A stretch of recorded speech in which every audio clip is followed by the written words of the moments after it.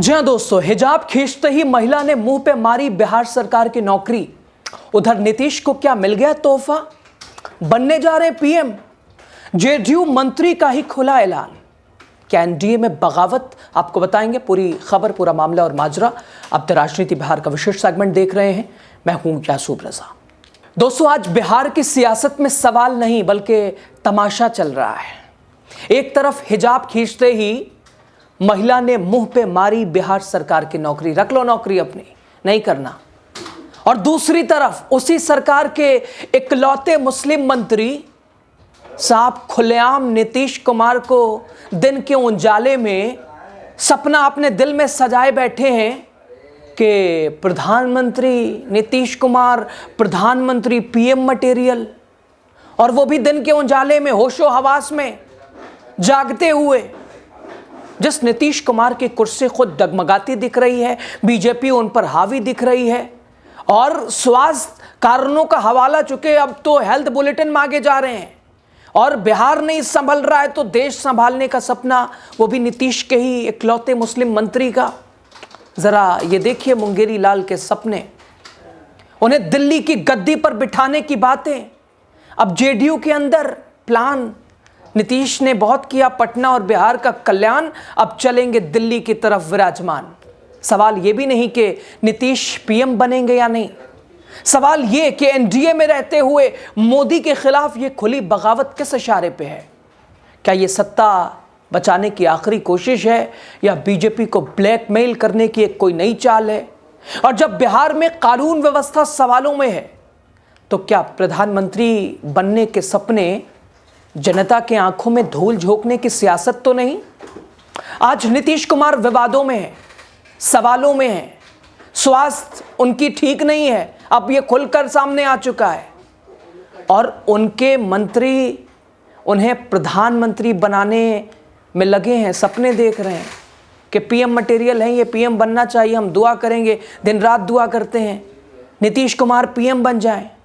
दोस्तों, बिहार से दिल्ली तक सियासी शतरंज की ये चाल आखिर किसके खिलाफ, किसके लिए फायदेमंद, आपको बताएंगे।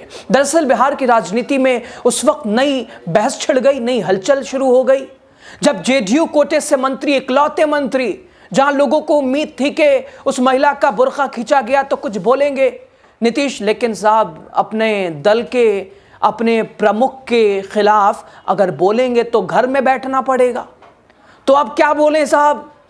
तो आए साहब जमा खान, कहते हैं कि क्या वो बुर्का खींचने वाला, हालांकि बीजेपी और जो संघी वाली एक तरह से विपक्ष कह रहा है, अगर ऐसा कोई करता है, किसी विशेष को ध्रुवीकरण में एकदम हत्ते चढ़कर आगे बढ़ता है तो बीजेपी उसे कोई पद दे देती है कि लो तुम अच्छा कर रहे हो, अच्छा करते रहो, और ऐसा करोगे तो हम ऐसा। तो क्या नीतीश को पीएम वाला पद ये बुर्का खींचने पे मिल गया क्या। आखिर इसी वक्त क्यों नीतीश के मंत्री को आया ख्याल कि साहब आप तो पीएम मटेरियल हैं, आप बिहार में क्या कर रहे हैं। और हाल तो ये है कि आप बिहार के सीएम के लायक अब नहीं रहे और आपके मंत्री सपना सजाए बैठे हैं, और वो भी मोदी जी के खिलाफ, बीजेपी के सबसे बड़े, चाणक्य सबसे बड़े नेता के खिलाफ। उन्हें हटा के लाइन में अमित शाह खड़े हैं, लाइन में योगी आदित्यनाथ खड़े हैं, आरएसएस प्रमुख के अपने अल्टीमेटम है, और नीतीश के मंत्री, नीतीश की पार्टी के अपने सपने हैं। उधर बीजेपी चाहती है कि अरे हटाओ इन्हें सीएम से कहां ये अड़चने बने पड़े हैं। दोस्तों, जमा खान का ये बयान सिर्फ एक राजनीतिक टिप्पणी नहीं बल्कि मौजूदा सत्ता समीकरणों के बीच एक बड़ा संकेत माना जा रहा है। जानते हैं जमा खान क्या कहते हैं। हम और पूरा देश चाहता है नीतीश कुमार प्रधानमंत्री बने, ऐसे समय में जहां नीतीश विवादों में है, नीतीश पे सैकड़ों सवाल है। आगे कहते हैं जमा खान, हम हमेशा दुआ करते हैं कि वो प्रधानमंत्री बने। नरेंद्र मोदी हमारे प्रधानमंत्री हैं, सबसे लोकप्रिय नेता हैं, लेकिन हम चाहते हैं कि नीतीश कुमार भी प्रधानमंत्री बने। देखिए साहब, ये तो समझ से परे है। एक तरफ जो मौजूदा प्रधानमंत्री है तारीफ भी कर रहे हैं और दूसरी तरफ वो खटक भी रहे हैं। उनकी जगह आप किसी और को लाना भी चाह रहे हैं, ये भी सपना है। तो क्या जमा खान ने खुद बोला, बुलवाया गया। जमा खान यही नहीं रुके, उन्होंने नीतीश कुमार को देश का सबसे योग्य नेता बताया। और उनसे बेहतर नेतृत्व देश को शायद ही मिल सके। ये भी कह दिया कि क्या यानी सीधा निशाना मोदी जी नहीं हो आपसे, क्या तो नीतीश कुमार जो कर लेंगे वो आप कहाँ कर पाएंगे। यानी ज़मा खान के मुताबिक नीतीश कुमार ने बिहार ही नहीं बल्कि देश और दुनिया में बिहारियों की पहचान को मजबूत किया है ज़मा खान के द्वारा, ज़मा खान की तरफ से, हमारी तरफ से नहीं। मंत्री ज़मा खान ने मुख्यमंत्री नीतीश कुमार के नेतृत्व शैली की खुलकर तारीफ की। उन्होंने कहा नीतीश कुमार ऐसे नेता हैं जो सभी को साथ लेकर चलते हैं, हर धर्म, हर वर्ग, हर समुदाय का सम्मान करते हैं। यानी ज़मा खान के मुताबिक यही वजह है कि हर कार्यकर्ता अपने नेता को ऊंचे पद पर देखना चाहता है। नीतीश जी ने बिहार को बदला है, देश को बदलने का वक्त है, मौका दिया जाए इन्हें। दोस्तों, लेकिन ज़मा खान का ये बयान जेडीयू और बीजेपी के गठबंधन के बीच नई राजनीतिक बहस को भी जन्म दे रहा है, जहां एक और नरेंद्र मोदी को प्रधानमंत्री बताते हुए, उनकी लोकप्रियता को स्वीकार करते हुए, तो दूसरी तरफ अपने नेता को नीतीश कुमार को प्रधानमंत्री बनने के बाद दिन रात की दुआएं, दिन के उजाले में सपनों पे सपने, जहां बिहार और देश चाहता है अब आप आराम करें, तो देश का सबसे बड़ा पद अब देने की कोशिश में उन्हीं का दल जुटा है। तो क्या ये बीजेपी के ऊपर दबाव की राजनीति है? क्या ब्लैकमेल जेडीयू कर रही है? इस बयान पर राष्ट्रीय जनता दल ने सीधा हमला बोला। आरजेडी के प्रवक्ता एजाज अहमद कहते हैं साहब ये बीजेपी पर दबाव बनाने की कोशिश है। उनका कहना है कि नीतीश कुमार की मौजूदा स्थिति को देखते हुए बीजेपी उन्हें मुख्यमंत्री पद से हटाना चाहती है और इसको लेकर कई खुलासे भी हो चुके हैं। अमित शाह ने कई बार हालचाल लिया है, क्या चल रहा है नीतीश के दिमाग में, वो भी नीतीश के ही केंद्र के मंत्री से। और इस बीच जो कि मुकेश सैनी के भी वो दावे जिन्होंने कई संकेत दिए थे और आरजेडी ने भी उसी की तरफ इशारा कर दिया है। और ये तो खुल के भी दिख रहा था कि बीजेपी मजबूरी में नीतीश कुमार को बर्दाश्त किए हुई है।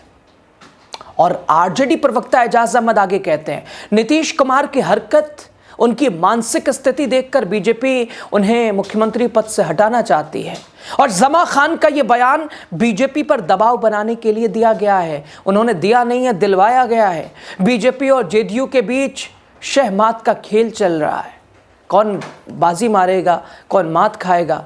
और ज़मा खान ने तो वहाँ बताया नहीं कि क्या, हालांकि एक खुद जेडीयू का नेता अफजल अब्बास वो कहते हैं कि साहब विजुअल अच्छा है इसलिए नीतीश कुमार ने पर्दा वो खींच दिया था कि अरे विजुअल नहीं आ रहा है तुम्हारा, फ़ोटो तुम्हारी अच्छी से आ जाए, छपेगी पेपर में। और दूसरे मंत्री ज़मा खान, एक तो नेता, दूसरे ये साहब कह रहे हैं कि अब सम्मान दिया है नीतीश कुमार ने अक्सर, अब ये कौन सा सम्मान है वही इसे डिफाइन करेंगे। लेकिन कह रहे हैं कि पीएम हैं, हमारे लिए पीएम है, नीतीश कुमार पीएम बनना चाहिए ऐसे समय में जहां सीएम भी लोग उन्हें बर्दाश्त नहीं कर रहे हैं।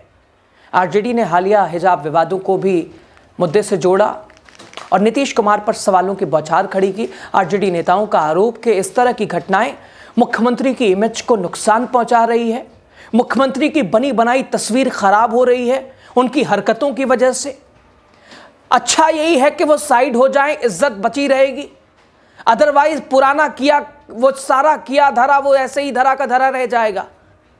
और समय देखकर या तो अपने बेटे को ही कुदा दें राजनीति में, अपनी जगह दे दें, उत्तराधिकारी घोषित कर दें, साइडलाइन हो जाए, आराम कर लें। हालांकि हिजाब विवाद पर मंत्री ज़मा खान नीतीश कुमार का बचाव करते नजर आए, मजबूती से सामने खड़े नजर आए। उन्होंने विरोधी दलों के ऊपर आरोप को सिरे से खारिज कर दिया जो विपक्ष एक तरह से विरोध कर रहा है।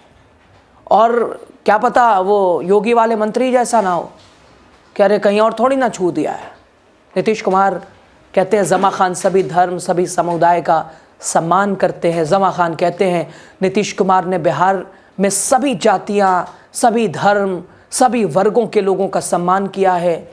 लोग उनके व्यवहार को जानते हैं, वो किसी को महसूस नहीं कराते कि वो मुख्यमंत्री हैं, बल्कि ये महसूस कराते हैं कि उनके अभिभावक हैं। अरे साहब, अगर अभिभावक भी हैं तो पूछिएगा ना कि बेटा इसको हटा दो थोड़ा, या खुद ही खींचने लगिएगा। मंत्री ज़मा खान ने हिजाब विवाद को लेकर एक ऐसा पहलू भी रखा। उन्होंने कहा कि जिस घटना को लेकर विवाद हो रहा है वो स्नेह और अपनापन था, ना कि किसी तरह का अपमान। खैर, कुछ लोग इसे भी कहते हैं कि हाँ, नीतीश कुमार की सेहत ठीक नहीं है और बच्चे और बूढ़े जैसे हो जाते हैं, वो कुछ भी करते हैं, उन्हें कुछ समझ नहीं आता कि वो कर क्या रहे हैं, और बच्चे बूढ़ों में कुछ लोग ये बता रहे हैं कि वो स्थिति हो गई है। तो अब वो स्थिति हो गई है तो जमा खान क्यों नहीं कह रहे हैं कि चाचा आराम कर लीजिए? अब क्यों आगे की राजनीति दिल्ली तक भेजने का सपना सजाए बैठे हैं? साहब, बिहार से रिटायर करने की नौबत है और दिल्ली भेजने का सपना है आपका। उधर राजनीतिक जानकारों की माने तो जमा खान का बयान केवल व्यक्तिगत भावना नहीं, बल्कि ये उस असहजता को भी दिखाता है, दर्शाता है, जो जेडीयू और बीजेपी के रिश्तों में समय समय पर सामने आता रहता है। और एक तरफ प्रधानमंत्री नरेंद्र मोदी का कद, दूसरी तरफ नीतीश कुमार की क्षेत्रीय पकड़, दोनों के बीच संतुलन साधना जेडीयू के लिए हमेशा एक चुनौती रही है। और अभी हाल ही में 2025 विधानसभा चुनाव में कितने विवाद जेडीयू बीजेपी में दिखाई दिए। बड़े भाई छोटे भाई की लड़ाई कितनी खुलकर सामने आई। नीतीश के हाथ से कैसे गृह विभाग छीना गया, स्पीकर की कुर्सी भी ली गई। तो साफ है, जमा खान, उनका यह बयान एक इच्छा नहीं बल्कि बिहार की राजनीति में एक नई बहस की शुरुआत है। नीतीश को प्रधानमंत्री बनाने के बाद क्या भविष्य की राजनीति का संकेत है, या फिर गठबंधन के भीतर दबाव बनाने की रणनीति है? फिलहाल इतना तय है कि इस बयान ने सियासी तापमान जरूर बढ़ा दिया है, वो भी ठंडी में, सर्दी में। देखना होगा जेडीयू बीजेपी आरजेडी की इस सियासी शतरंज में अगली चाल कौन चलता है, कब तक चलता है, नीतीश क्या कहते हैं, कुछ कहते हैं, या प्रतिक्रियाओं का दौर आगे बढ़ता रहेगा? बताइए, कमेंट कीजिए। लास्ट तक आप बने रहे, शुक्रिया। चैनल को सब्सक्राइब कीजिए, पेज को शेयर कीजिए आप।